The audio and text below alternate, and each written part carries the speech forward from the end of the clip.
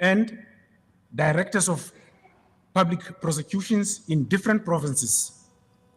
And we have a privilege that both of them are in our midst today. Therefore, the above serves to underscore the importance of these two institutions to this agreement. In short, with this agreement, it is envisaged that law students will gain practical and real world experience that will ignite their passion and inspire them to pursue their goals with determination and provide them with invaluable insights into the operations of the criminal justice system and the legal fraternity at large. This exposure will hopefully shape their future choices. With those words, today or this evening is more about the students. And hopefully it will come across through all the speakers that the students will appreciate that this is about them. Ladies and gentlemen, without being long, may I now call upon the DSL choir, who will then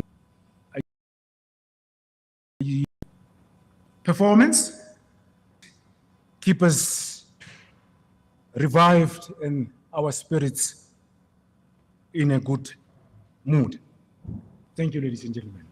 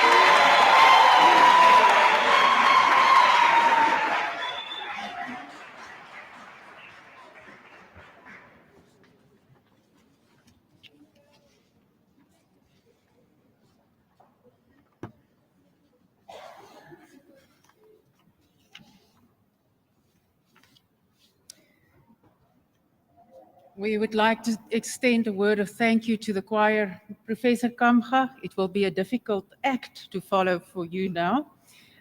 On that note, ladies and gents, I didn't leave out our Dean of the Faculty of Law, Professor Serge Kamga. Our Dean is the man behind this initiative, if I have to be honest, and I have to speak the truth. What happened is ideas come from students. We know that. There are many good, pliable minds, and they would come up with an idea and say, we have an idea. And then that idea needs to be put to fruition. And in that regard, this is where the man steps in. So Professor Kamga, he gave me the brief and said I must keep his introduction short. So I did it by way of summarizing a few words that describe him. He is a sage, he is prudent, he is insightful, judicious, humble, approachable, respectful, grounded, considerate, a visionary, a mentor, inspirational, balanced, ethical, dignified, and supportive. Professor Kamga, thank you.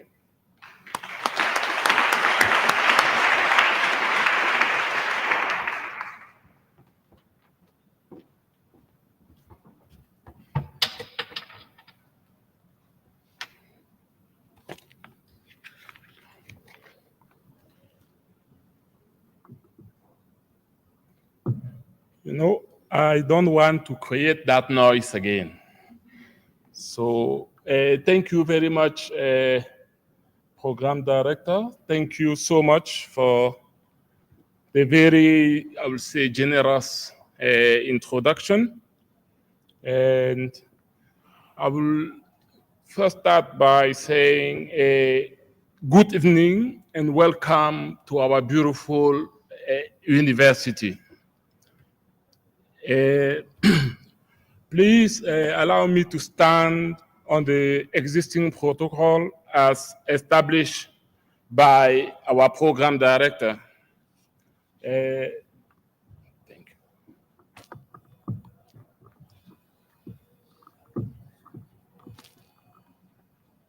Thank you very much.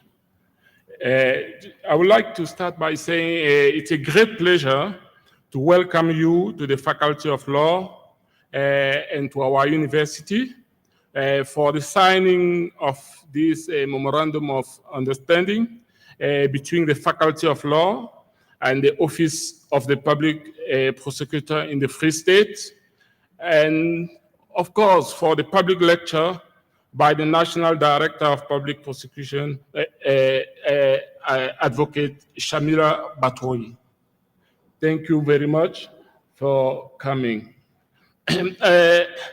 Before I proceed, although there is a space in the program for a formal vote of thanks, please allow me to thank our VC and principal, Prof. Hester Klopper,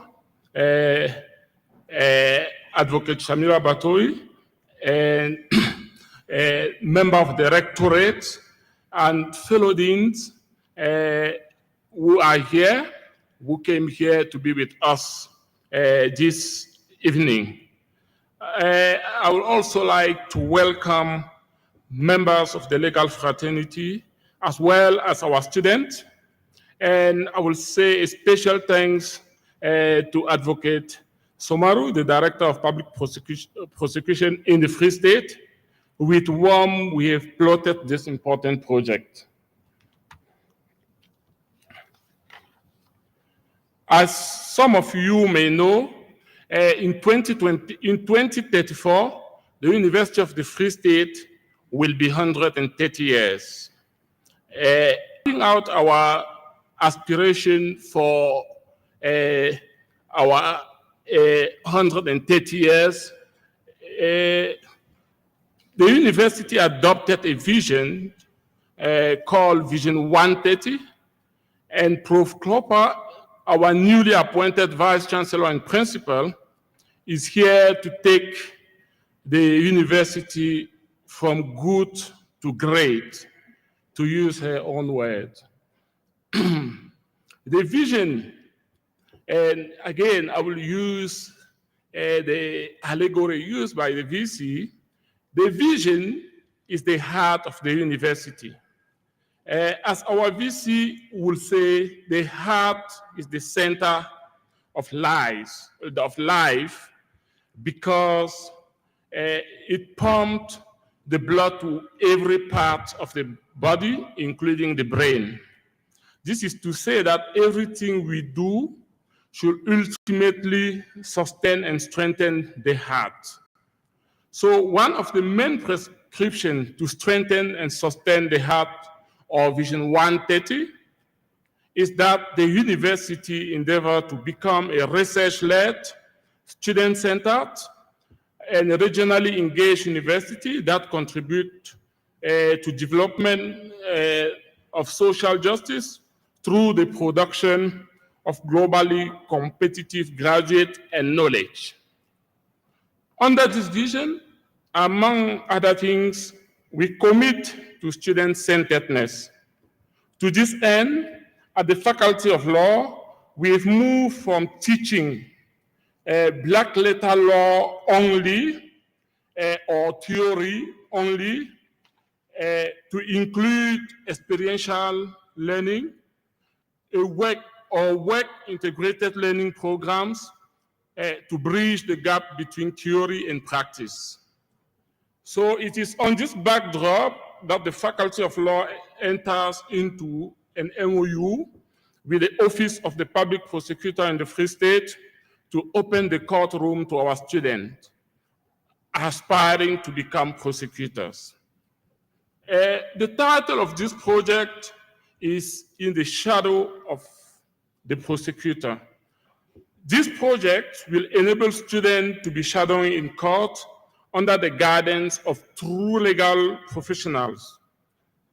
Students will be trained practically on how to become prosecutors, from the dress code to attitude, legal processes, ethics, and daily leadership and professionalism.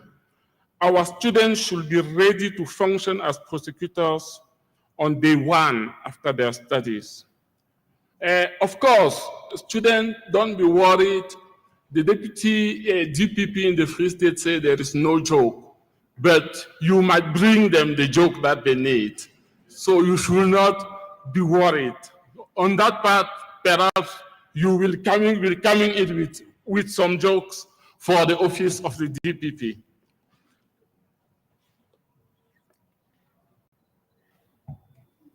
So this project will give an aid to our students who will receive a certificate from the Office of the Director of Public Prosecutors in the Free State for shadowing in court. This will be a great tool in their CVs to show their exposure and experience with the work of the public prosecutors. To demonstrate the student-centeredness of our faculty and our university, the name of the project was proposed by students who organized a student competition to that effect. The winner will be unveiled shortly by Mr. Reba Pule and Mr. Boy, who are some of our brilliant student representatives who also liaise with the Office of the Public Prosecutors in the Free State to ignite this project. And I would like to say that the importance of this project cannot be overemphasized.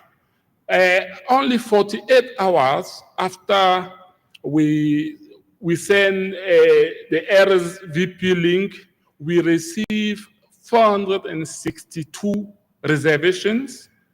And as of this morning, we were at 565 reservations for this event. In fact, because of the number, we had to book 2 venues like this one. So one being this one, and another one where the event is live streamed for other people to also be part of the conversation. And I would like to add that under this project, besides opening the courtroom to the students, public prosecutors and functionaries of the court will jointly organize workshops and seminars with students and staff of the faculty, including colleagues such as Advocate Ines Bezudenhout, who is our program director tonight, including the faculty student mentor, Mr. Kanya Mushabi, who will also be a liaison between the faculty and the DPP's office. Of course, our student representative will also be part of this group of people who will make this project work. I will say public prosecutors and functionaries of the court will also help with teaching, with the teaching of practical aspect of some of our modules in the faculty.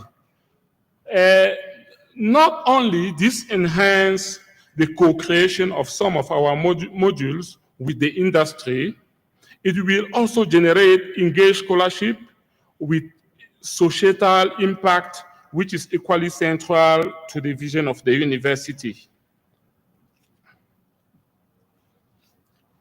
The MOU will help in inspiring excellence, transforming life through quality, impact, and care as prescribed by Vision 130, or the heart of this university.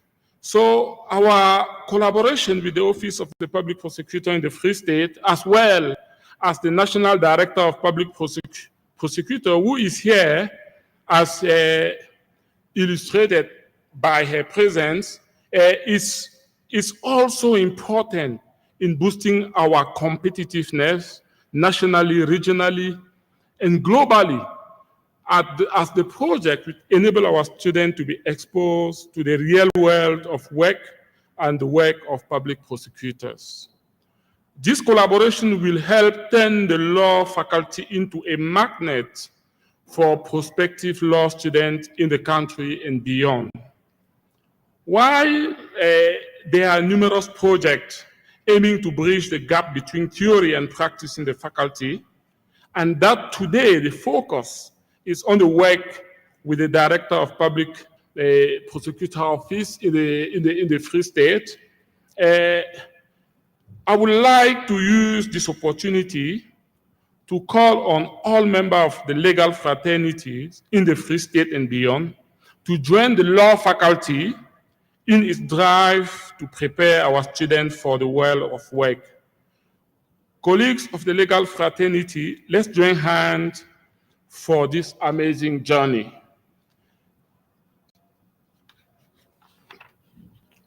Our collaboration is necessary in driving excellence, visibility, and impact as guided by the vision of the university. Our alliance is a critical tool in our effort to reimagining and recalibrating the future of this great university.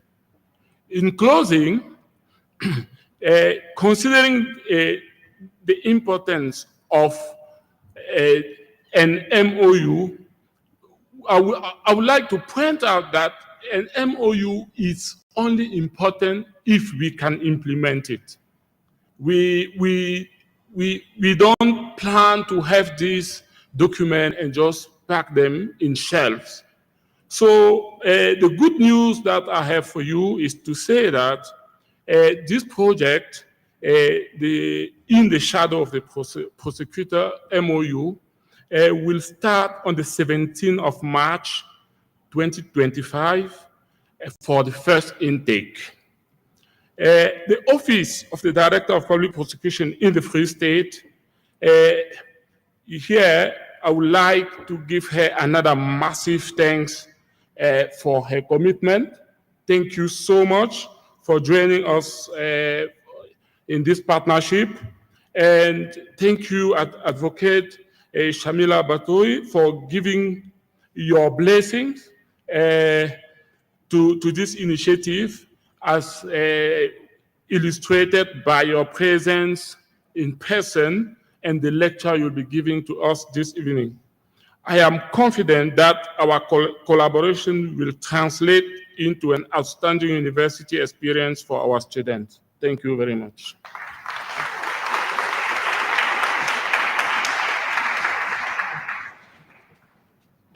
Thank you, Ines. Thank you, Professor Kamga, Dean of the Faculty of Law. Professor, I've had many difficult tasks at this university, but I think one of the most difficult tasks is to, and my brief was, to introduce and to summarize the rector in 2 sentences. And that is one of the most difficult tasks. Professor, I would say res ipsa loquitur. The facts speak for themselves. It is a privilege to welcome you today to this event, to have you here, to do the welcoming for us. I think if you have a look at the credentials of Professor Klopper, you will see that she has a long history of work-integrated learning in her academic portfolio. Starting in 1994, as part of the Ministerial National Task Force for Nursing Education. And I will not take it year by year, but I can tell you, she has more than 120 peer-reviewed works. More than that, she is also holds 8 postgraduate qualifications, dear students, so amongst other things. And she drives innovation in education, research, and has become known for her service and making a lasting impact on higher education. Professor Klopper, thank you for being here. We would like to invite you.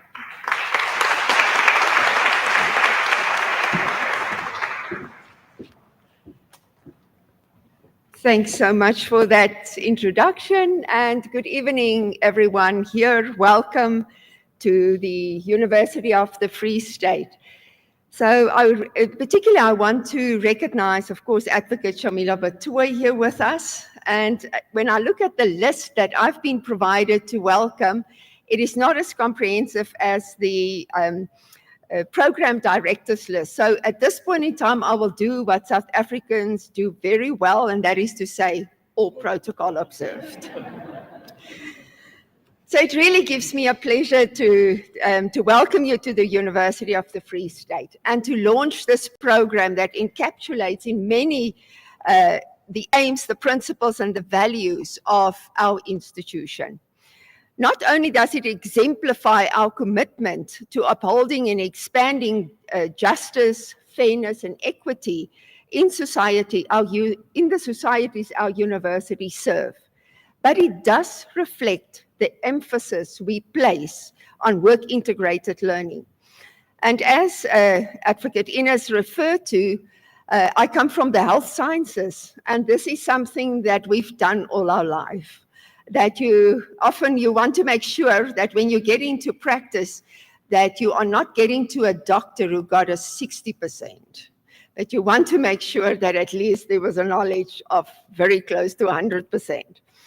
And that is exactly the role of universities. As institutions of higher learning, we as universities are devoted to the pursuit of knowledge, serving as incubators for innovation, but also new ways of thinking. And that is also embedded in what University of Free State stands for, being a vehicle for social justice. This includes not only ensuring that every student has access to quality learning opportunities, but it's also based on the fact that we want to support our students to be successful. And here at University of the Free State, we are known within the country to lead in terms of ensuring student success from the moment that they enroll to completion. And this is based on the commitment of our university towards justice, equity, and fairness that is reflected also in our program content, in the way that we conduct our business here at the university, policies, but also how we interact with students, staff, and with all our stakeholders. We are proud to be recognized as a leading institution in the country, both nationally but also internationally.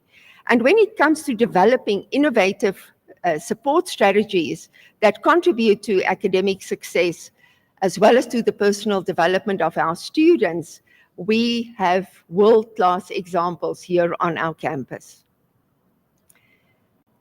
So we support the conviction that universities should be the beacons of fairness, but it's also based on merit and effort. Excellence doesn't come just by the way. It really takes hard work. And therefore, our university supports the guiding principle of academic and professional advancement, ensuring inclusive excellence. And this belief finds its application in, for example, the way that we do our staff development, advancement and development, and enabling our academic staff to be innovative, which I believe this program is an example of.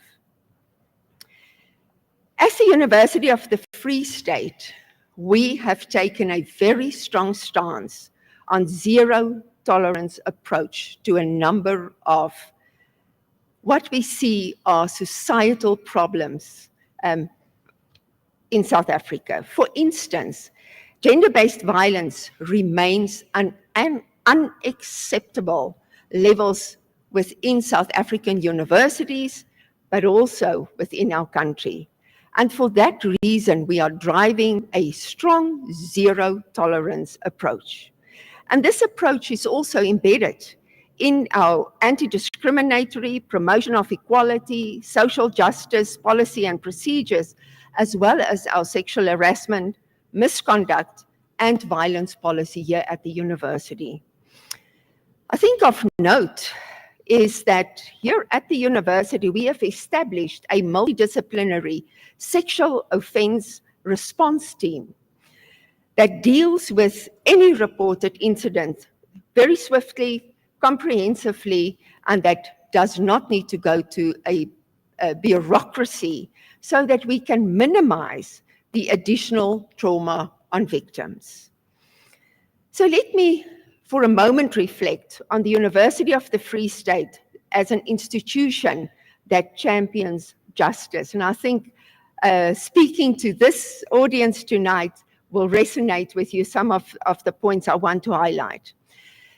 So this university's Faculty of Law has indeed been one of a flagship of this country, especially when it comes to championing justice, and it does so mainly through delivering the skilled legal professionals that we've seen, not just serving our country, but has really gone around the world and embodied that excellence.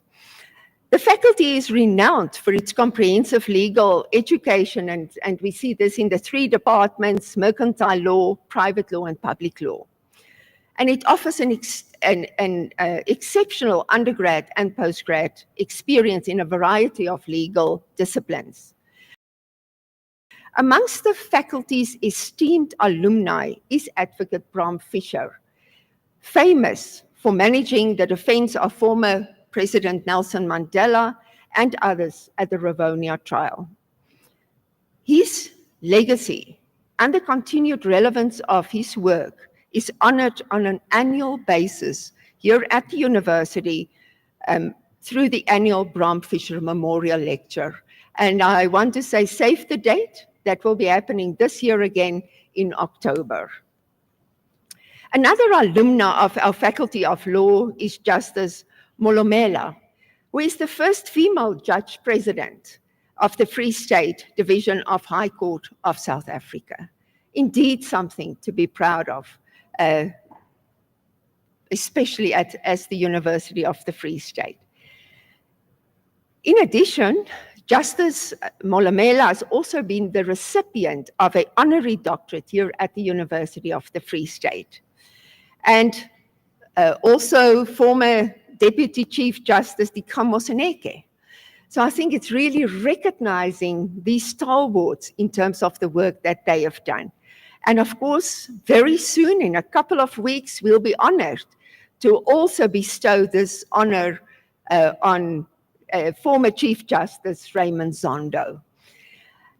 So all in all, I think this is also the work that the faculty has done is embodied also in the work that we've seen in Justice Albie Sachs. And just recently, we have launched here at the university the Albie Sachs prestigious lecture, and we were very honored to have him here in person.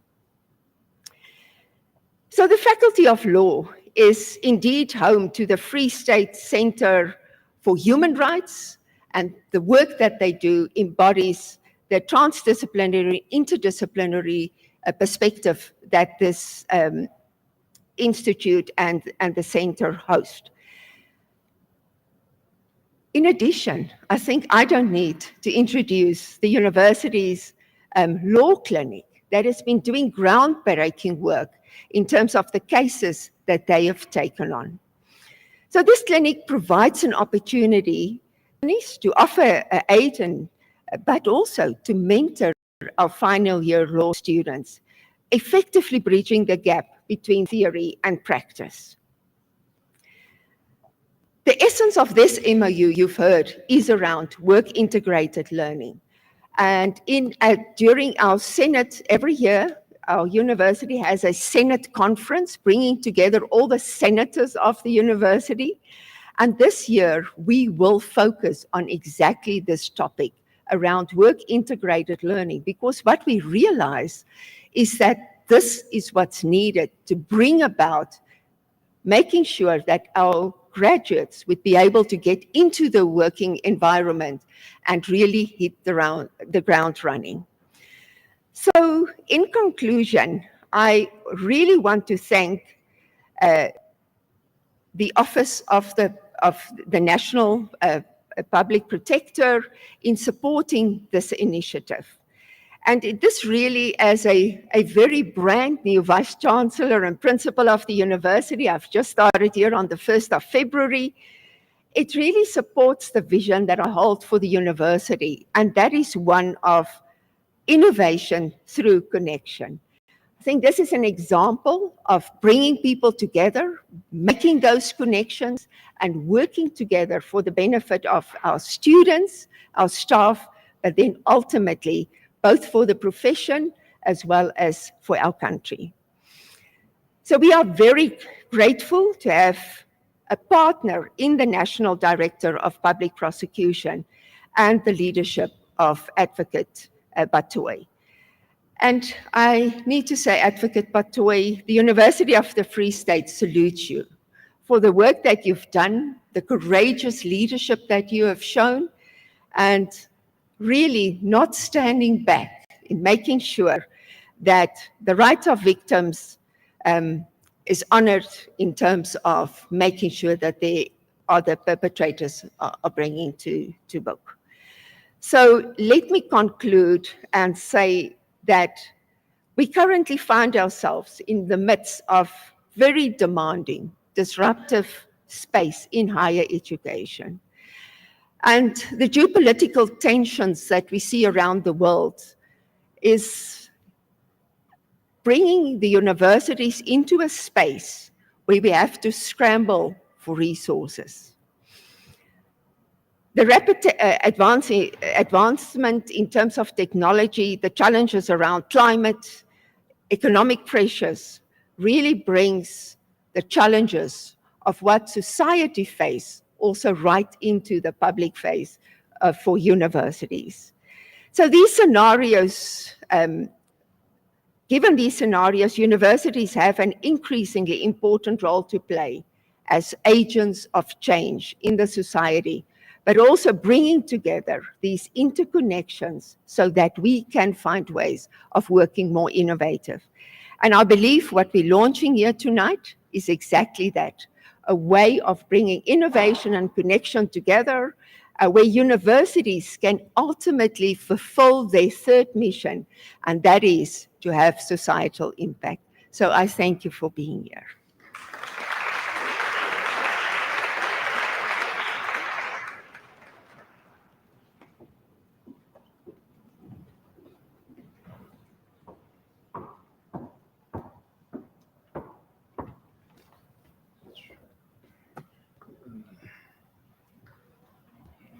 Ladies and gentlemen, as we would know that to have a program of this magnitude, there must be work behind the scenes.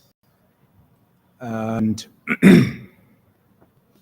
the best person to indeed give us this information as to what went behind the scenes in order to arrive at this day is none other than my boss, but I know that she would not be happy with me saying boss because she is quite a humble human being. And ladies and gentlemen, she is a thoroughbred prosecutor. Make no mistake. She has almost 30 years experience as a prosecutor. She is a visionary leader because when this idea was pitched to her, she enthusiastically and passionately ran with it to ensure that it gets implemented. As I was preparing my speech, she warned me that do not think that platitudes and adjectives would earn you a merit reward. So I then decided, well, I will not use as many because, well, she has read my mind. I thought at least, if I were to say more, at least at the end of the year, I will be smiling to the bank. But I was warned. Ladies and gentlemen, it is a humbling honor to call to the podium Advocate Sumaru, who is the Director of Public Prosecutions in the Free State and who assumed this position in 2022. And after she had acted for quite some time in the position, because she started acting in the position in 2018. DPP, the floor is yours. Thank you.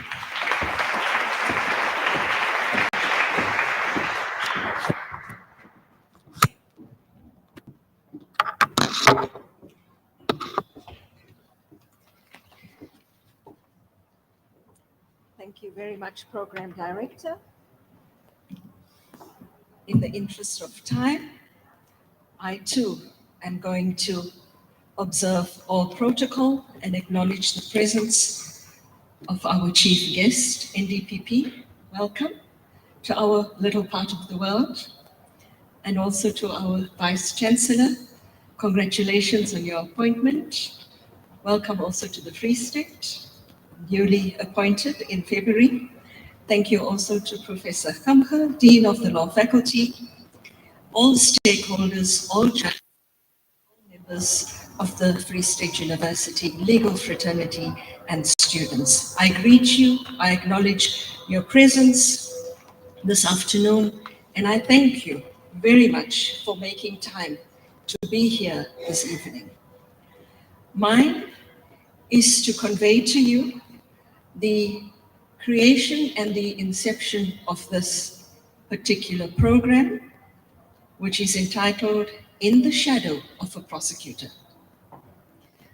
The story has, I think, 3 parts. Professor, with your permission, I will begin.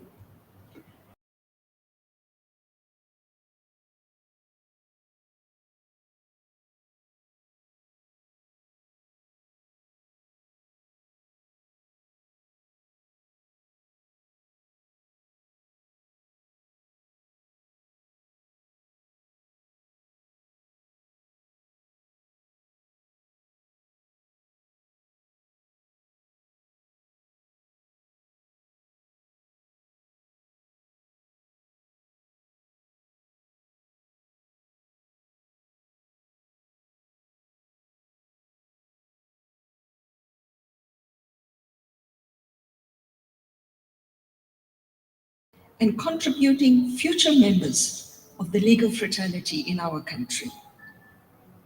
He said that legal education does not exist in a vacuum, nor is it solely the responsibility of a tertiary institution.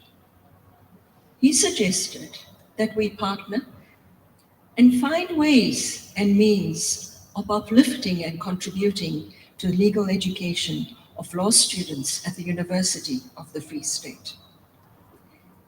Professor further indicated that in as much as the university was doing its part in educating law students, what role do we have as existing experienced lawyers in contributing to the learning experience?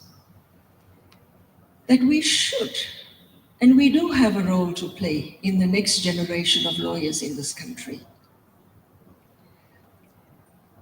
After that, life happened and work happened, and that meeting was a little bit at the back of my mind. Then in around about November, so here comes part 2 of this scenario. I received an email from Mr. Maruma. He is the president of the Black Lawyers Association. He sent me an email in November requesting an opportunity for law students from the Free State University to shadow prosecutors at our courts. And we all know that our courts are public places and that we should begin in around about February. I forwarded the email to my colleagues, and as it was running on to the end of the year, we quite forgot about it. In January, I get a follow-up email from Mr. Maruma, and I really hope he is here. Mr. Pule, is Mr. Maruma here today? Unfortunately not. putting a bit of pressure to say, you know, before the academic year starts, we really need to get off the ground with this. And I want to really acknowledge his contribution in getting us to this point. The flurry of emails issued back and forth, and then I realized this was not getting us anywhere. We phoned Mr. Maruma. I said to Mr. Maruma, please come. I need to meet with you and I need to speak with you. These emails are really not helping. He says, I'm in Limpopo, but I can send Mr. Pule, who is a final year law student at the university, and he is the chairperson of the Black Lawyers Association at the university, representing the students. Immediately, Mr. Pule came, literally in 15 minutes. He dropped everything and he was there. And I said to Mr. Pule, what do you want from us? What do you envisage as being the outcome of this connection and this relationship? He said to me, DPP, our students have a very romanticized version of the law. Those were his exact words. He says, we see what happens in the series and on Suits and in the movies, and it is very far-fetched from the reality. We want to bridge that gap and that disconnect and create a real-life experience for our students. And I said to him, Mr. Pule, you know, as prosecutors, we are so very, very busy. Where do we make time for this? He says, you know, just give us the opportunity. We want to learn. Help us. We are eager. We will make a plan. And I says, all right, what number are we looking at? And he says, approximately 500 students. And I says, Mr. Pule, our courts can simply not accommodate 500 people. They are spatially constrained. And in order for us to derive any benefit from this, we will have to approach it in a very, very strategic and a very cast in stone kind of manner, so that there is no disappointments at the end of the program. And we are able to fulfill a learning experience for the students.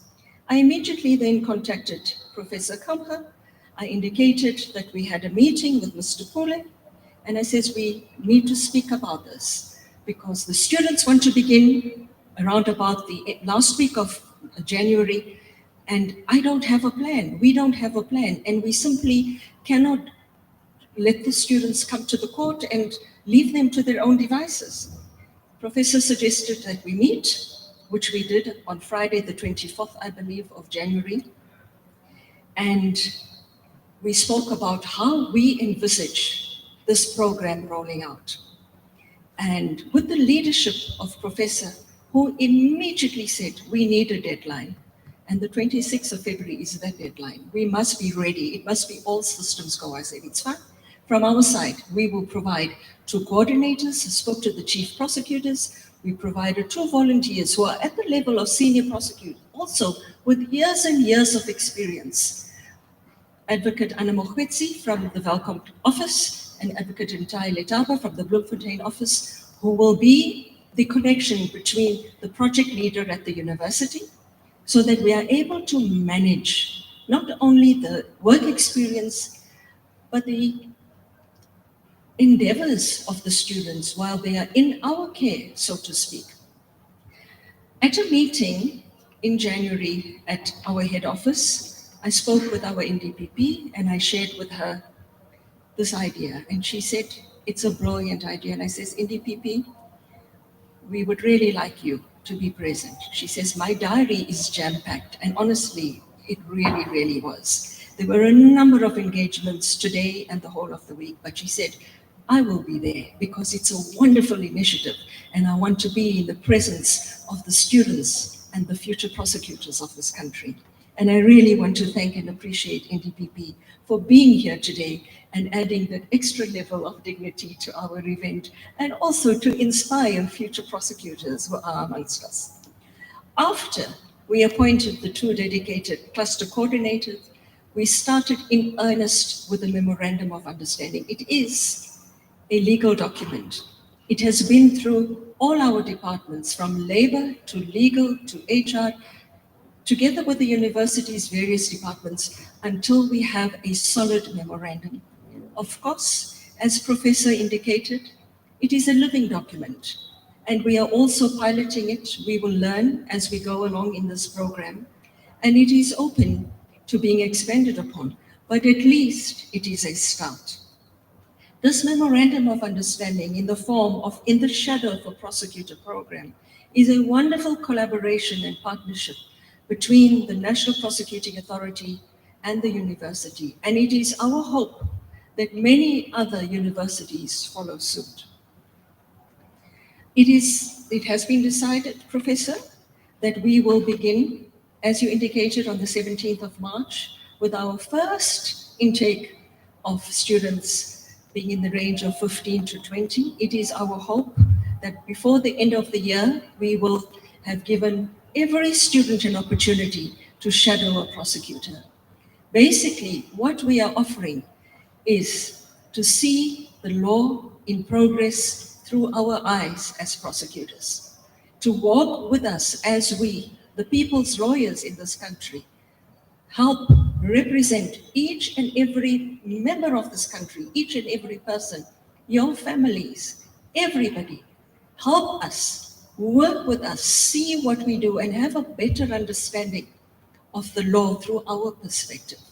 We will give you the opportunity to share our experiences, to leverage of our expertise. We have many prosecutors with years and years of experience, and before they retire, we want to, in a practical scenario, allow them to share their knowledge, their skills in a different way.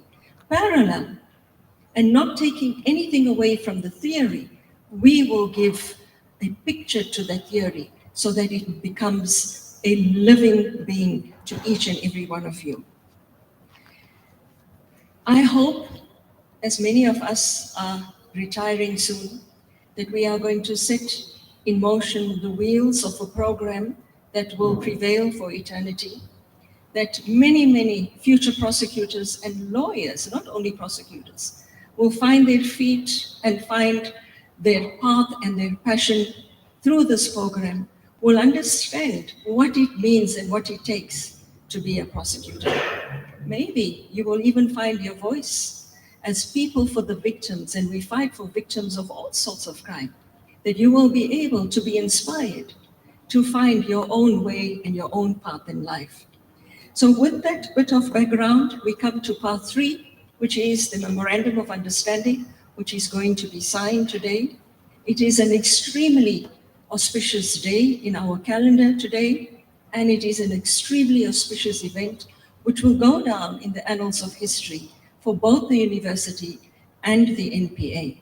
And you will all be a part of the history and the making of this. It is my prayer that many of you, law students, will be inspired by what we do. That it is more than just a vocation, it is a passion, and that you will be able to derive a whole lot of benefit from the experience that we are offering through our goodwill, through our social obligation that we feel to each and every one of you, because we were students too, many moons ago. And it is also our way of giving back to the future lawyers of this country. And working together, Professor Klopper, the university, the students, together with the prosecutors, I know and I believe that we will be able to make a difference and measure the impact by the end of the year. I thank you very, very much.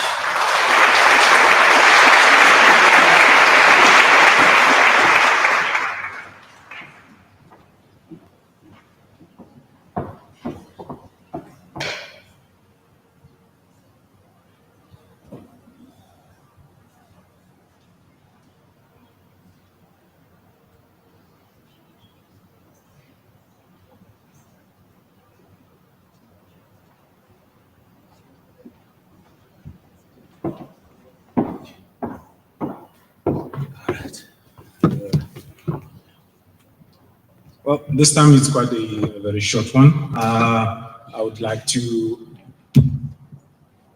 call the DPP again back to the podium in order for her to then introduce our guest speaker, the National Director of Public Prosecutions. DPP, the floor is yours. Thank you very much, Advocate Lenchwe. It is my privilege and honor to introduce our National Director of Public Prosecutions, and it is only appropriate for me to give a short, NDPP, I promise it's very short, that's that short, very short. A little bit of background for those who may not know. Advocate Shamina Batoy currently serves in the position of National Director of Public Prosecutions South Africa, the very first woman to be appointed in this position. Advocate Batoy completed her bachelor's degree at the University of Durban-Westville and her postgrad LLB degree at the University of Natal.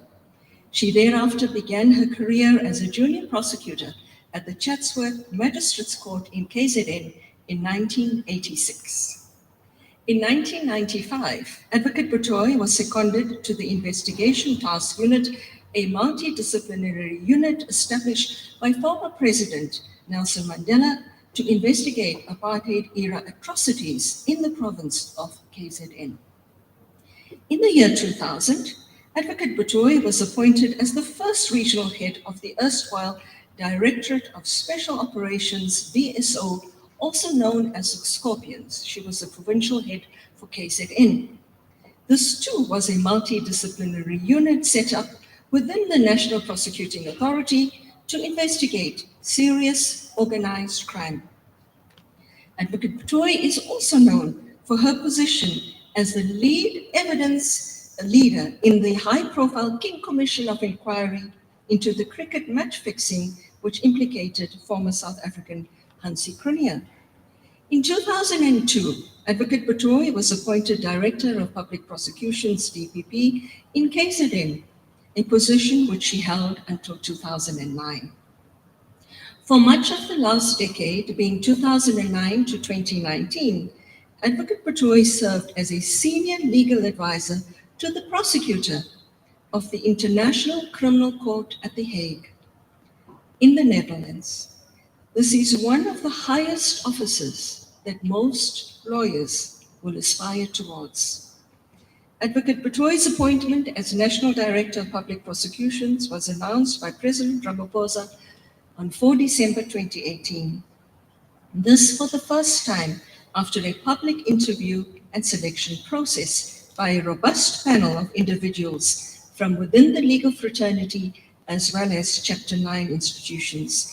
In announcing Advocate Batoy's appointment, the President said, "The National Director of Public Prosecutions occupies a vital position in world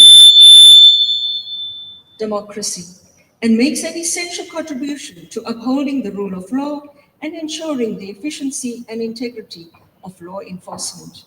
The NDPP must ensure that the National Prosecuting Authority exercises its function without fear, favor, or prejudice, and should not be beholden to any vested interest, whether in politics, business, or elsewhere." I unquote. With the 40 years of collective experience as a prosecutor in the criminal justice system, Advocate Batoy is surely one of our most decorated prosecutors in this country. We are indeed very honored and very privileged, Advocate Batoy, to have you in our presence this evening as our chief guest of honor, and who will be delivering our keynote address as this most luminous and august assembly. Advocate Batoy, it is my humble request to call you to this podium to deliver your address entitled Training Through Experience, the Educational Value of Shadowing. Advocate Batoy.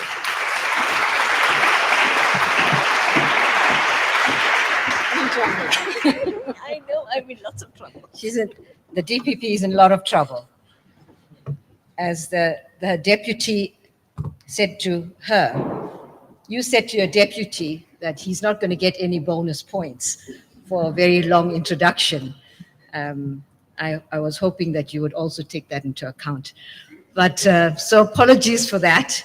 Rather long and painful introduction, but thank you so much. Firstly, Yes, I want to stand on the protocol, but I do want to thank the Vice Chancellor, Professor Klopper, the Dean, various deputies present. I want to also recognize various justices present, representatives from the Department of Justice, I understand, are here, our colleagues from the NPA, Mr. Pule, the one who seems to have played quite an instrumental role in this process.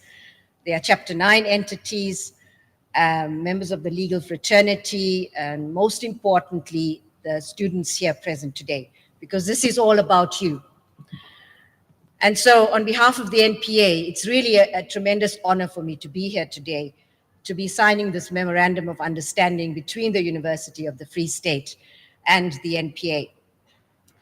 This memorandum formalizes the launch of a new and innovative program that will help to bridge the gap between your legal education students and the practical demands of prosecutorial work by allowing, I understand it's third and final year students, to actually shadow prosecutors in a structured way.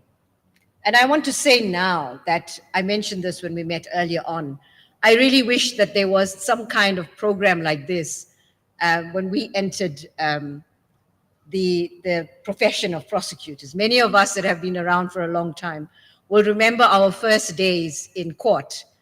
I mean, I was way back in 1985 called by someone in the Department of Justice on the 1st of December. I was serving articles. I had completed serving articles at the time and was working as a defense lawyer for a very short term, I'm pleased to say.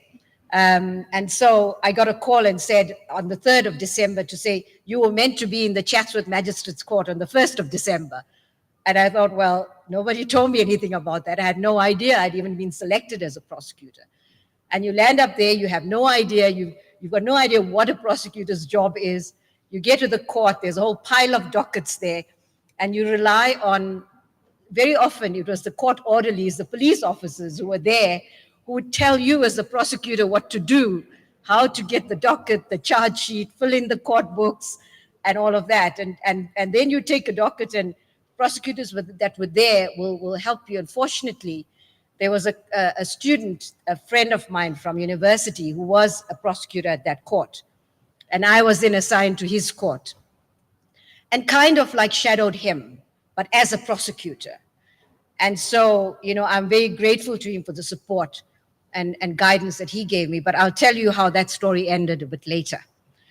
I'd really like to acknowledge the University of Free State School of Law, especially the Dean, Prof. Kamga, who you've heard about him and his team, the project leader, together with Advocate Sumaru, the DPP in the Free State, for really guiding this initiative, supported by the university's leadership, as well as all the students here today.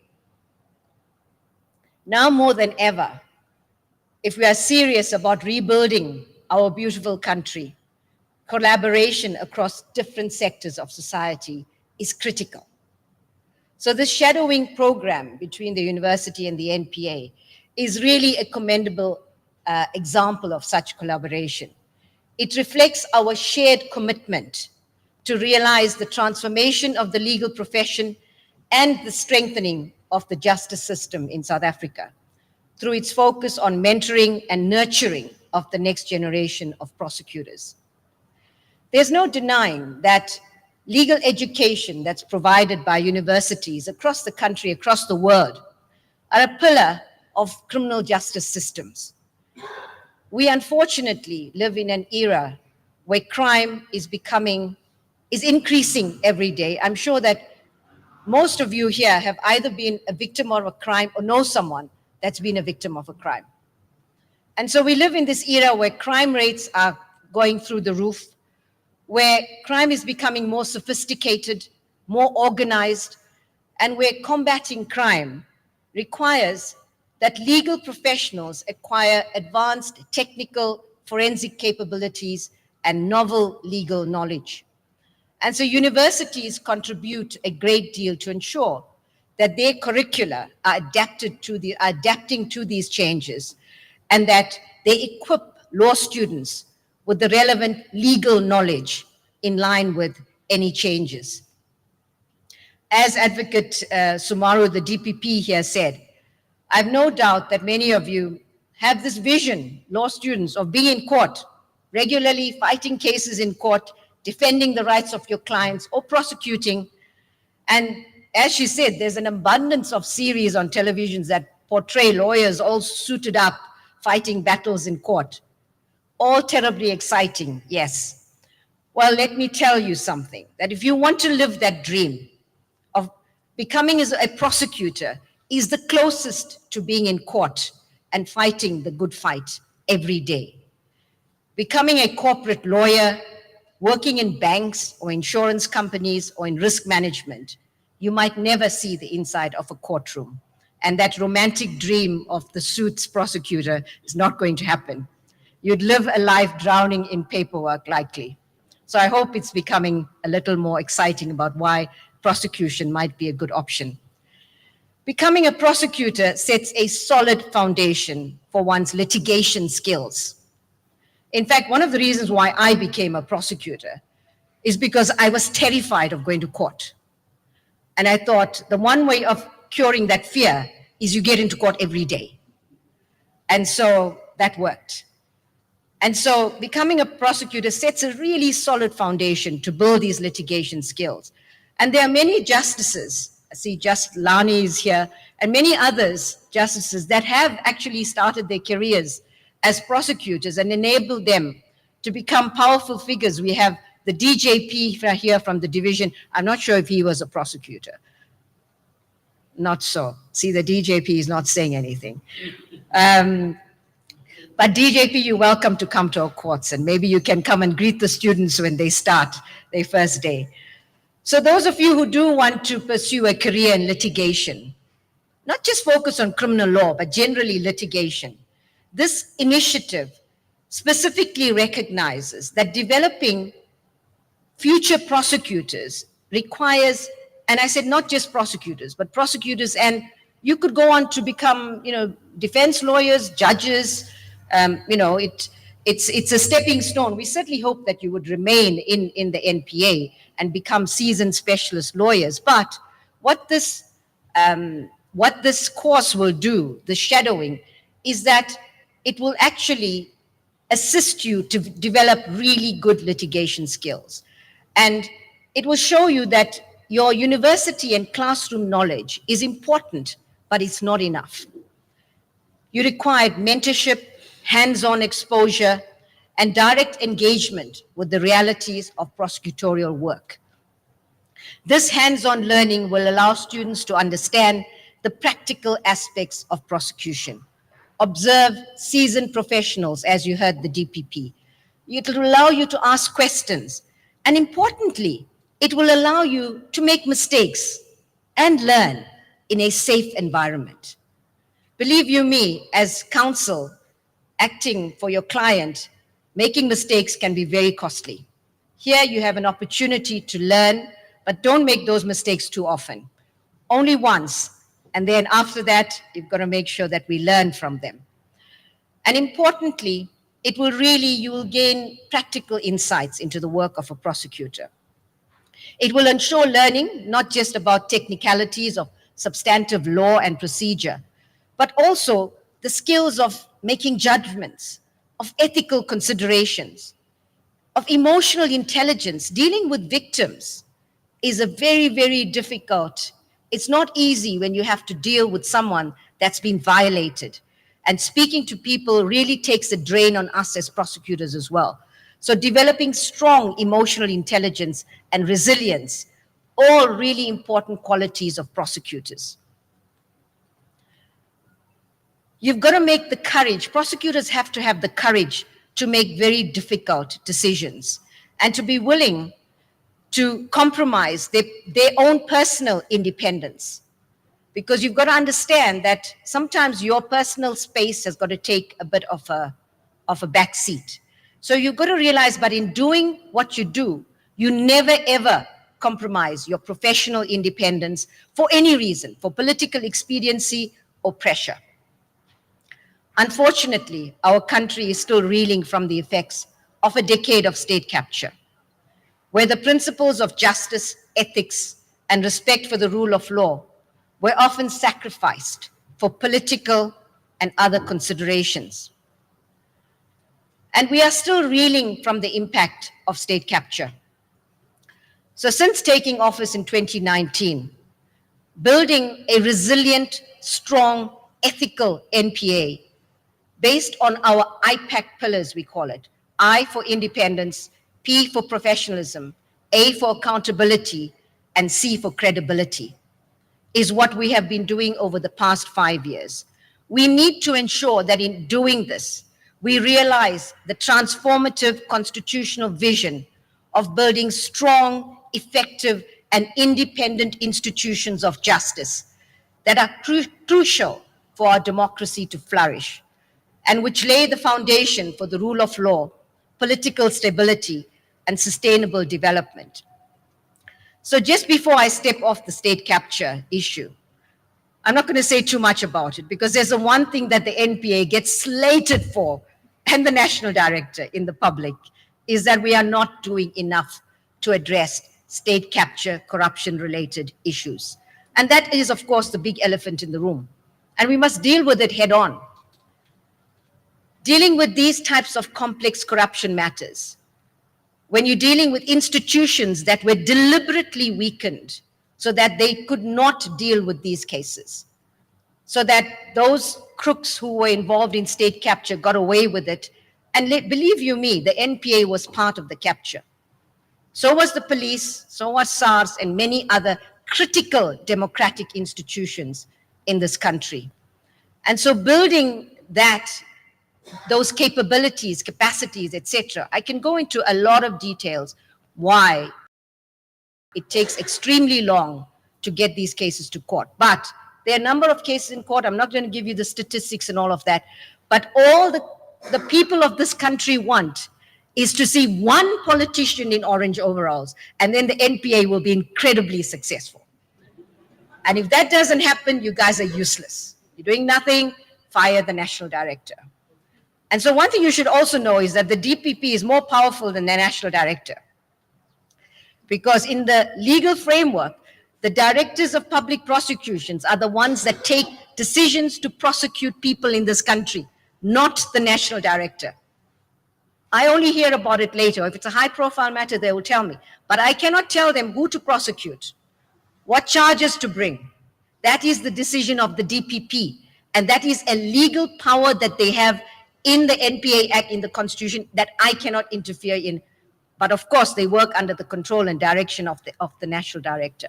But if things fail in the NPA, it's the national director. But you take the pain with the gain. And so that's the job of the NPA, of the national director. But the point I want to make, colleagues, is that in the space of the work of the DPP, which deals with crimes, thousands and thousands of crimes every day, victims those that are involved in the shadowing process, in the shadowing initiative, will see the courts lined every day with people that are victimized. And every day, that is the work of prosecutors in this country. We deal with almost 800,000 cases every year. And of those cases, all of the performance indicators are moving in the right direction. And we are building a solid, resilient prosecuting authority that is no longer for sale and that will not pander to the whims of either business or powerful people like politicians. We do take our oath of office very, very seriously. And you, as I take it, it's in the MOU, but I'm not sure if it's not, to make it very clear that when you do shadow, the code of conduct of the prosecutors will apply to you. And so you've got to make sure that you comply with that code of conduct. So read it, because it's important as prosecutors. It's not only about ensuring that we act professionally and that we adhere to the highest standards of integrity in our professional work, but also in our free time. Because if you bring the reputation of the NPA into disrepute, even in your spare time, you can be charged for disciplinary offenses. So colleagues, we as the NPA, and I'm really pleased that the DPP and the Dean have taken this initiative, We want to contribute to nurturing a future generation of prosecutors who are ethical, who are only answerable to the Constitution, who will fiercely defend the law at a time when, as you heard the VC say, the rule of law is being stress tested across the globe.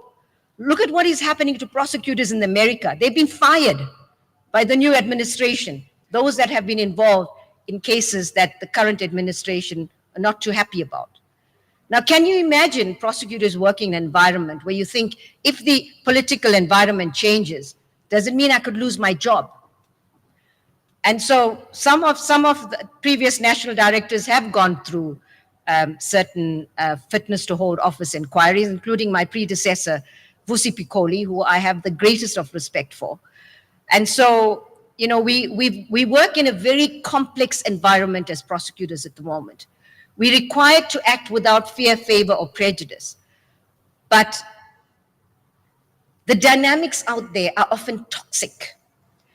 And acting without fear as prosecutors is so important.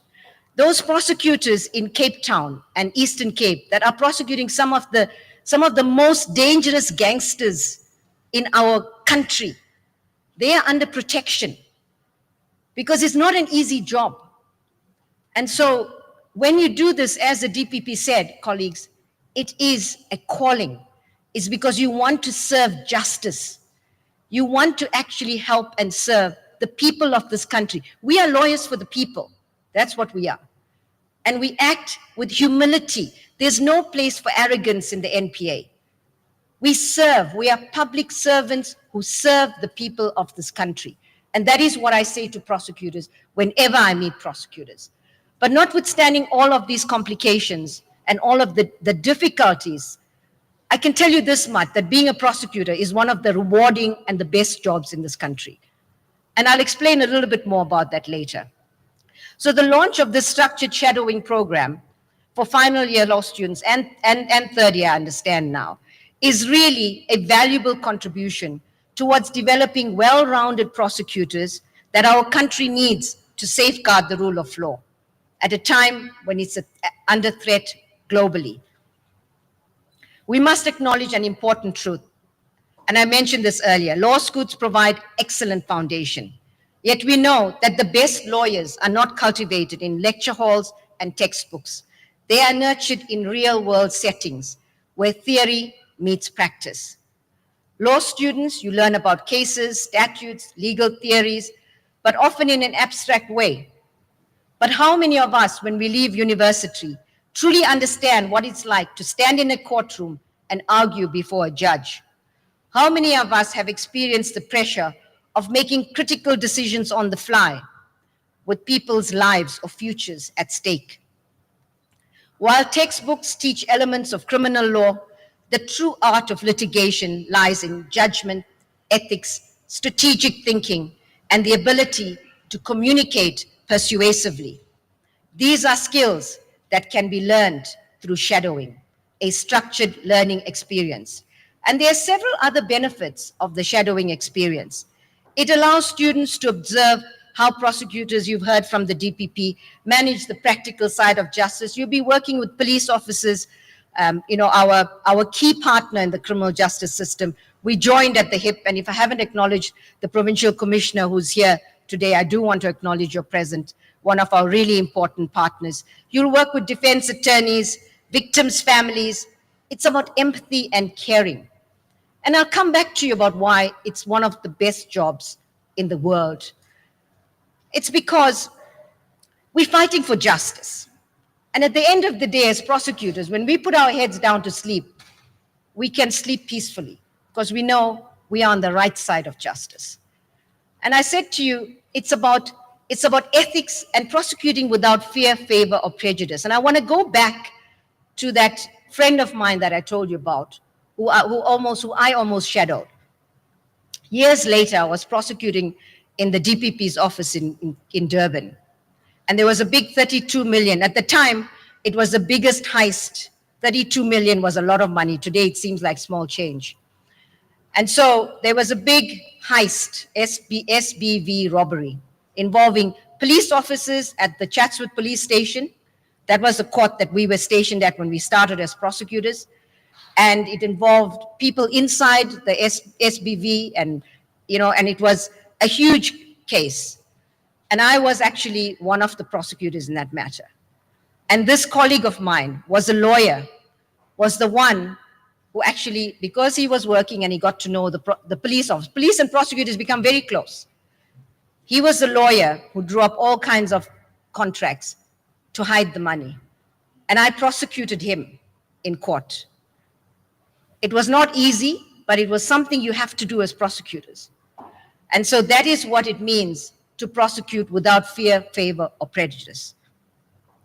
So the other important, valuable lessons that you as students can learn is, how you develop strategies for handling cases, what influences a prosecutor's decision-making, how do you evaluate evidence, how do you know that you meet the standard of proof of reasonable prospects of a successful prosecution before you actually proceed with a prosecution. How do you weigh the credibility of witnesses? Do you accept a plea deal? Do you offer a plea deal? So there's lots of practical aspects of knowledge that you're going to gain. You'll also learn certain aspects of maybe, about communication skills, how to make quick decisions, negotiations. And so it will really give you a chance as students to practice certain soft skills also, such as active listening, which many of us are not very good at, persuasive speaking, and ethical reasoning. You can gain insight into prosecutors' thought processes and, a whole range of things that they do in terms of trying to balance legal theory with real-world pressures. Shadowing will also provide you an opportunity to connect with other professionals in the field that I've mentioned. And these relationships are valuable, not just for learning, but also for building your own career in law, for making your own networks. Prosecutors who mentor students can offer you career advice, insights into the profession, and may even serve as future references for you. After spending time with an experienced prosecutor, you probably feel more confident getting into the real world, so to speak. And this confidence will translate into better performance from students when, hopefully, you will also segue into the aspirant prosecutors program, which the DPP talked about. And this is a program, we didn't have the shadowing program, but this is a program where graduate students receive training and mentoring for a whole year with a view to being absorbed into the NPA. And so we hope that you will actually maybe segue into the aspirant prosecutors program. The 2025 intake of aspirants will be the pilot of an outcomes-based program. What we're actually trying to do is that we are currently trying to obtain accreditation for this program so that you will actually have the NQF qualifications. It will equate to that. And it will help you in terms of getting accreditation and maybe, in terms of articles. It will require amendments to the law, and we will have to, of course, engage with the Legal Practice Council, but we're looking at how prosecutors, this can actually assist prosecutors in this way. And so the 2025 intake of aspirants will be the pilot for an outcomes-based program with the aim of aligning the program to the NQF standards. So this initiative with the university is really going to contribute to better prepare future aspirants. So it's going to also help you to understand the NPA, to understand the various specialized skills and the specialist areas in the NPA. I think this has died. Maybe I'm talking too much. I don't know if my court voice is going to help those at the back. Can the technicians at the end? Hello? Hello?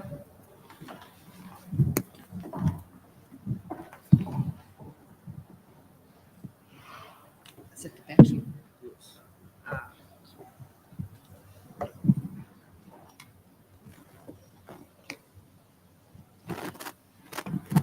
Thank you. So it seems like it's a battery, so maybe we have been talking for too long. So it will help you really understand the various specialized areas in the NPA, ranging from, for example, we have a program called community prosecutions, which many people don't know. Prosecutors are not in court doing the traditional prosecution work, but they embedded in a community to work with a whole range of partners, from the police, from youth organizations, from community-based leaders, to actually working importantly with the community to identify what are your key crime issues here and how can we try to proactively deal with crime in a sustainable way. And so we have, we have a sexual offenses and community affairs unit, which is called the SOCA unit, which deals with sexual and gender-based violence, and the Vice Chancellor spoke about that. And I want to really talk to the men in the student community.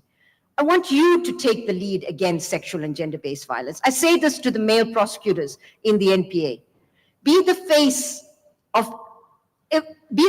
be the ones at the forefront of the fight against sexual and gender-based violence. Our president has said, the men of this country have declared war on our women. Women's bodies should not be crime scenes. And that's what they are. When a woman says no, it's no. And there's minimum sentences where you get life imprisonment for certain types of sexual offenses, rapes, etc., under certain circumstances. And the sentences are increasing, but sexual offenses are not coming down. And so the question you have to ask again is, what is the cause? Why do we have such high levels of sexual and gender-based violence?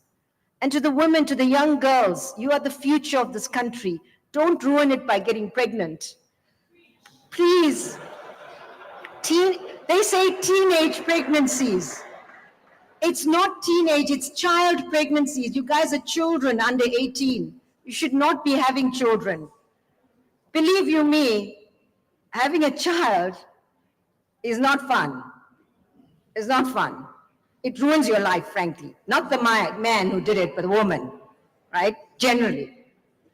So the young girls here, please take it from the best place I want to give you. I say this to my nieces.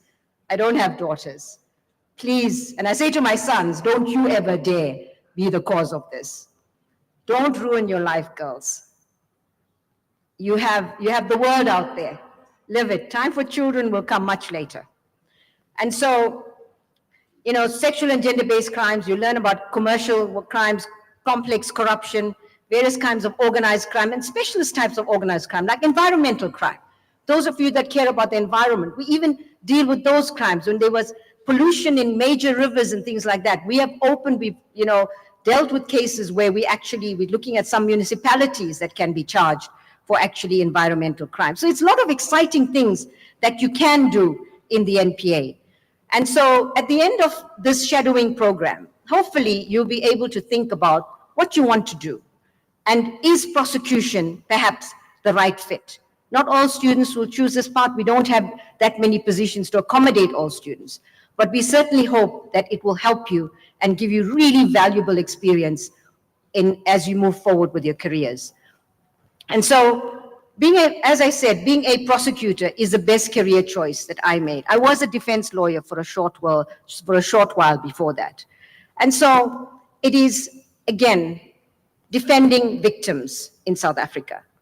And, we did a survey in the NPA about what is important for victims of crime in terms of what they want from a prosecutor.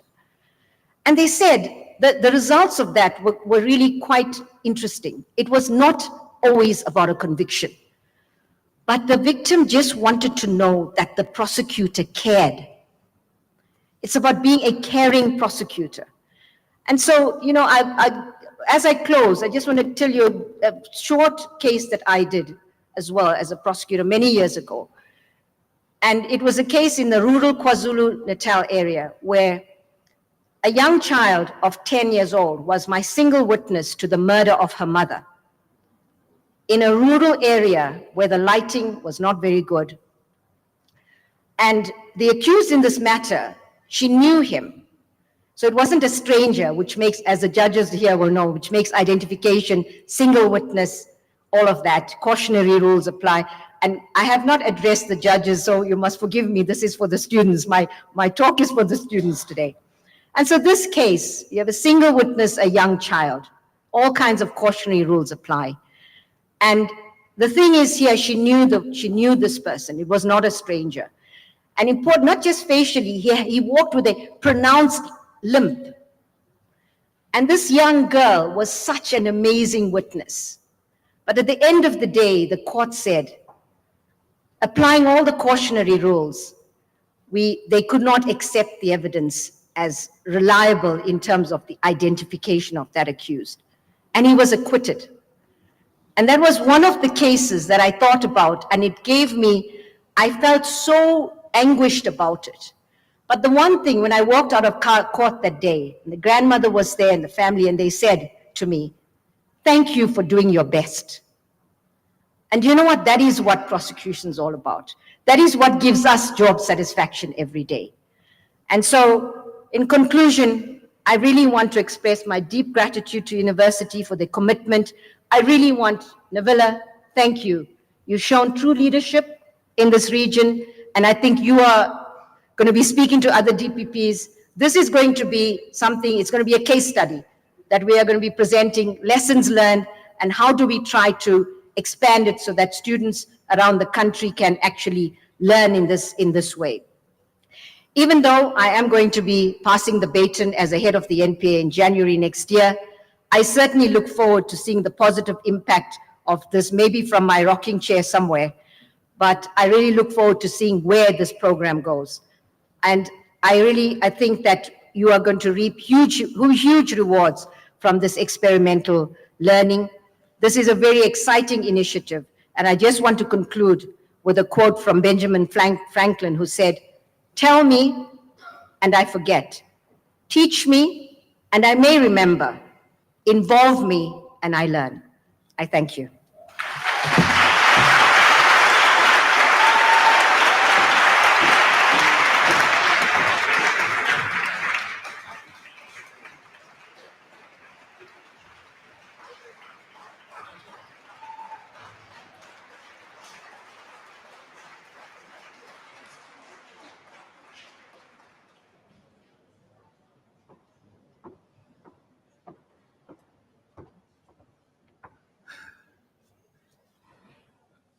That is a very tough act to follow.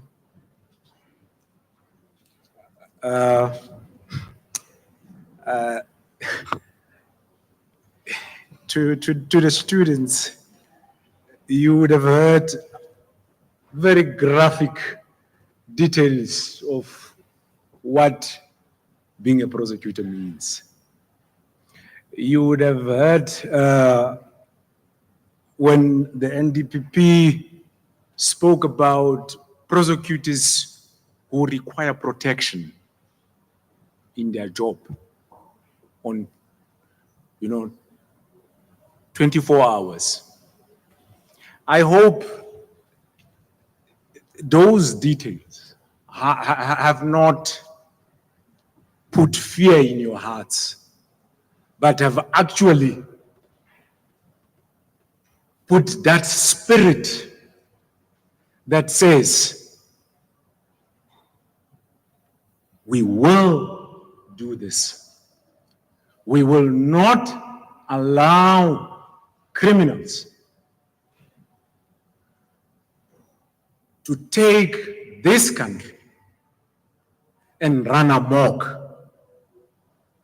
I hope in you there's a light of bravery that has been ignited, because we need that bravery. As earlier when I said that as prosecutors, there are no jokes. The work can be tough. It needs a special kind of a person. And the NDPP has well articulated that particular person. After that particular speech and the speech of the DPP, I think we need a bit of respite from speeches, just a little bit. And I will then call upon Ms. Bayanda Mkiza to give us a musical item. Ms. Mkiza.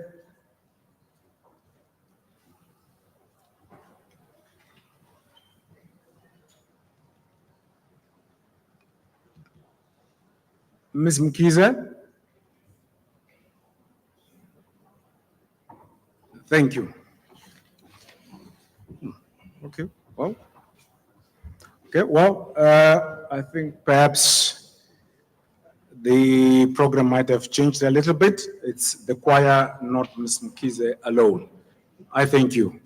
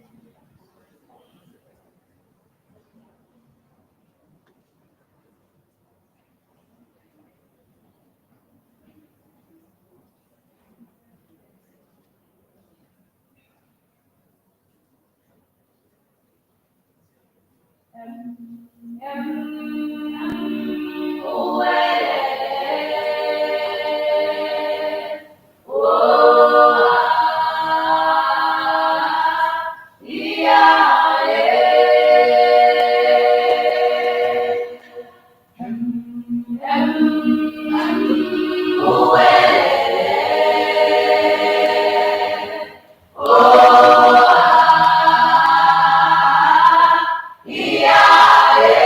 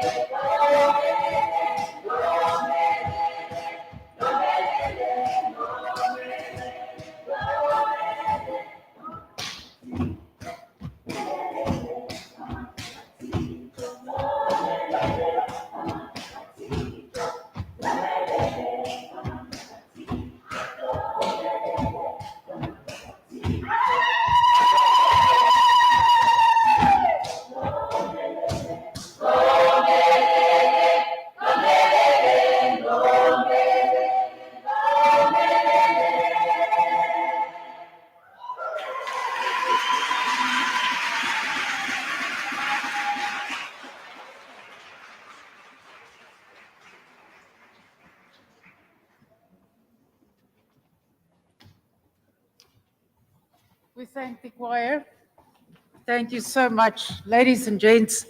We're moving slightly behind time, but there's been a change in the program, a slight change, and the message of support will be combined with the votes of thanks, as my understanding. Then we're moving now to the exposition of the MOU and the signing of the MOU. Well, I think apart from saying that there's been a brief summary provided by all our speakers about the purpose of the MOU. So I think the facts speak for themselves in this regard as well. Apart from saying that the contract will be binding for 5 years on the university with the National Prosecuting Authority, we'll try to accommodate as many students as possible, and the workings of the program will be ironed out as we proceed with how it is rolled out. But for purposes of the signing, I now ask the Dean of the Faculty, Professor Kamka, as well as the Director of Public Prosecutions, Advocate Navila Sumaru, to please sign, and then as the witnesses, that will then be Professor Klopper from the university side, as well as Advocate Putoy. Thank you so much. The MOU has been prepared. I will ask my colleague, Advocate Lenchwe, to just assist with the signing.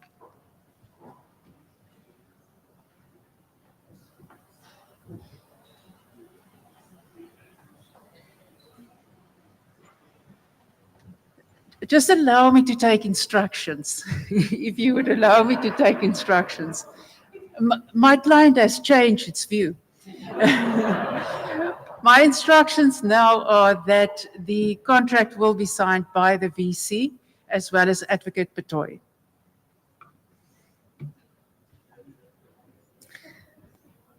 I might just let a cat out of the bag as well. As they proceed to the podium, I understand from the Dean that we have another memorandum of understanding that will be signed in March with the Department of Trade and Industry, also an initiative from the Black Lawyers Association.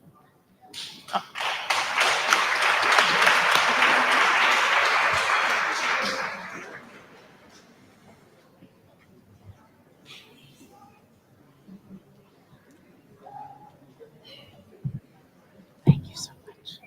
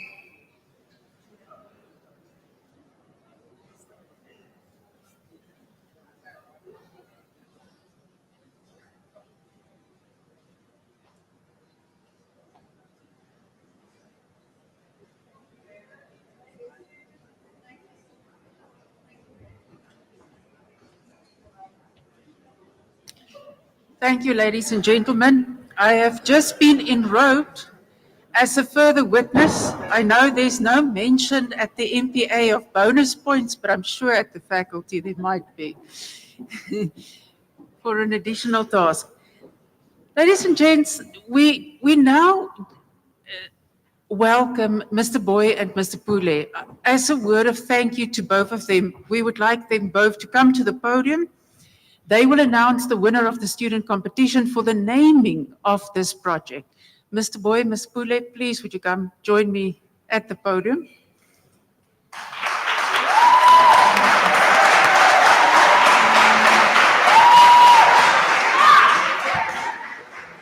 Now, before I hand over the floor to these two former third-year students, now final-year students, gents, keep it brief, but there's a present for you. Thank you so much for your great initiative.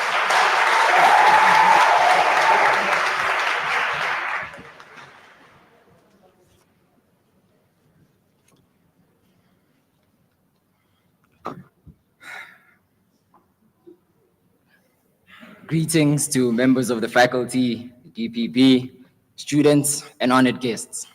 It is both a moment of great privilege and honor to stand before you today as the Deputy Chairperson of the Black Lawyers Association Student Chapter.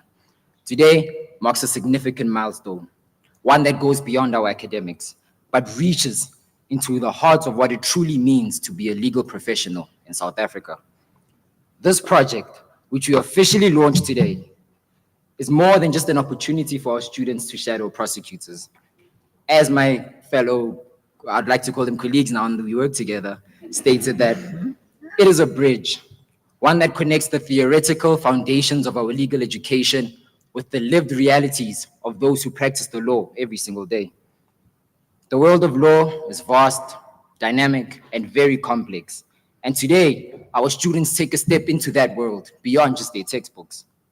The university, through its vision of student-centered learning, has embraced this initiative by reaffirming its commitment to producing legal minds that are not only knowledgeable, but are also equipped for the realities of legal practice. I vividly remember my first encounter with Advocate Navila Sumaru. Her excitement about this project was both contagious and quite inspiring. It was a reminder that legal education should not be confined to the walls of a lecture room, but be beyond that. And by working together, student associations, the faculty, and also the DPP, we are ensuring that our students are counted among the best, not just in South Africa, but globally. The faculty support, vision, and dedication to preparing our students for gaining practical experience speaks to the same dedication of all our students who will be exposed to see the justice system. This initiative will ensure that all our students do not leave the lecture rooms with just degrees, but as the NDPP said, with confidence, with insight, and a preparedness to make a real impact. One of the most inspiring parts about this project was the student participation in naming it. Allow me to hand over to my colleague to announce the winner of the competition.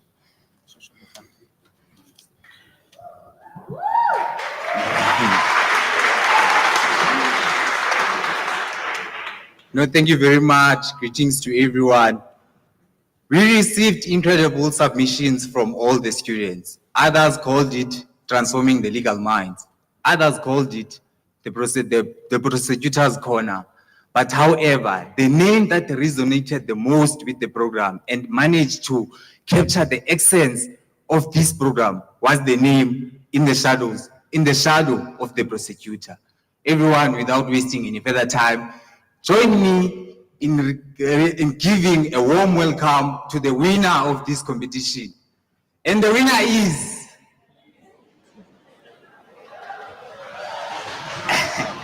Miss Karabotaje.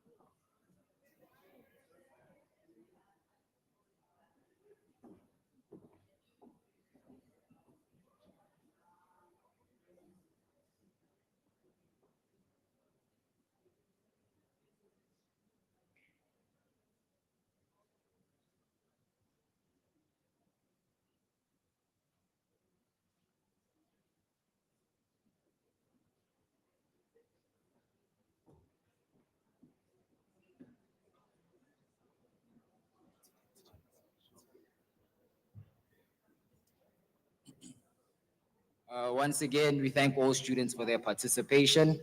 To the Dean and his team, Advocate Navila Sumaru and the DPP, we thank you. Your belief in experiential training will transform this university's Faculty of Law.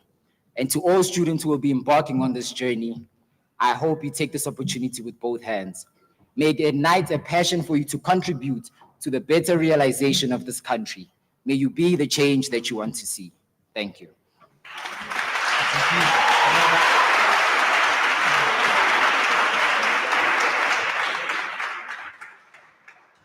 Thank you so much, Mr. Pule and Mr. Boy. I can't recall that you were so vocal in class. What happened? It's lovely hearing your voices. Ladies and gents, we've come up to wrap up the program for the evening. Thank you so much for your attendance, but to say thank you and for a message of support, I now call and the last guest to the podium, Prof. Anthea Roeder. Thank you so much, Prof.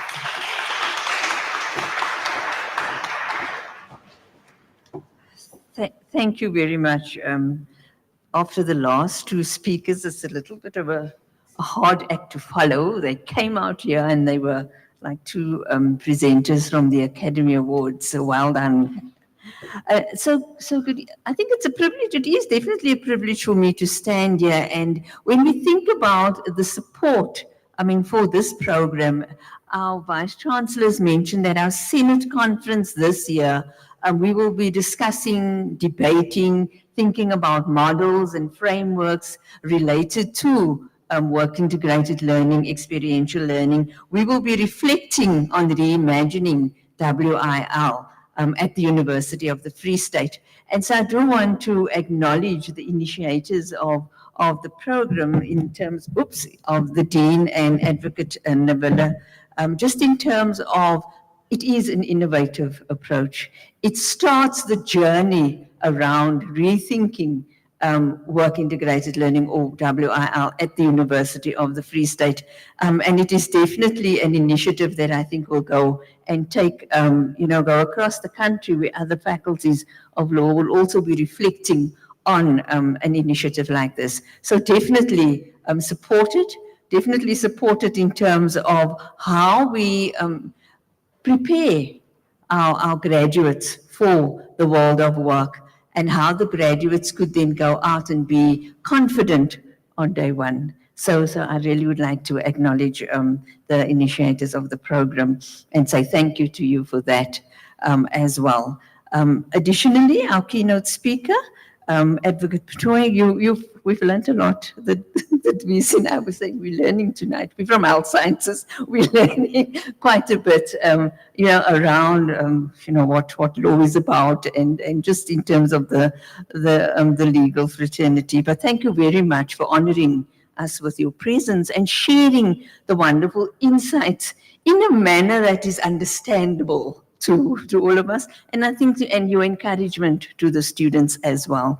And then also Prof. Klopper for sharing some welcoming remarks with us this evening. And once again, as we said, you are new to the institution, but already getting a sense of what the institution, where faculty, such as the Faculty of Law, is moving towards in terms of how we become relevant. And reflect on how we graduate students during this time. And so, colleagues, also thank you to all of the esteemed guests in the room for taking the time out this evening to join us in this auspicious moment. It is, as we've heard this evening, a launch. It is a launch with a memorandum of understanding that has meaning to it, that already has the Dean has shared with us earlier. It's not going to be a MOU or MOA that is on the shelf, but there's already plans for action. So thank you to all of you, and most importantly, our guests of honor, we are our students. I'm sure you are all excited. I hope you're all excited, and we'll go out now and go and open your books and go and study so that you can be successful. But thank you for honoring us with your presence. To our two program directors, wonderfully directing the program this evening and really giving us a sense of what this launch is about, and then definitely to all our colleagues from the University of the Free State and everyone that contributed to the organizing and the success, and then of course to our choir, our young ones that have really shared with us their talent this evening as well. Go well, and thanks once again, and to the faculty and to the MPP. All the best with the program, and know that we are also looking forward to hearing more about it. The research related to this will come, Prof. Kamka. So good evening, and have a good evening further, and be safe. Thank you.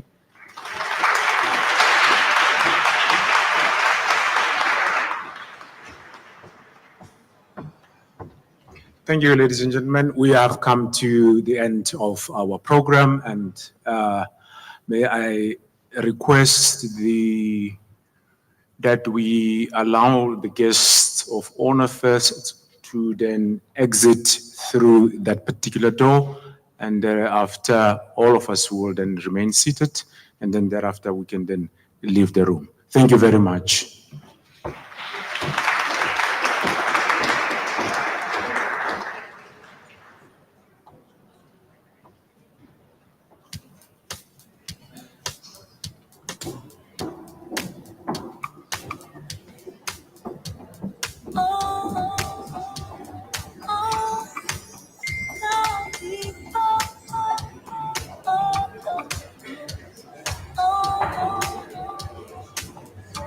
I just wanna feel good every day. I wanna wear a smile upon my face. I wanna feel the joy of the day. I wanna feel alive in every moment. Said I won't waste time on feeling blue.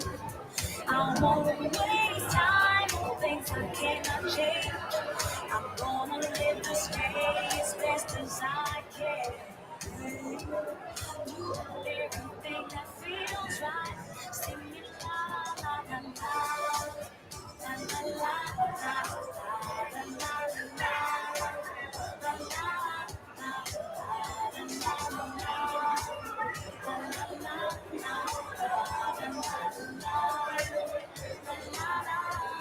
I wanna hear the laughter of a child.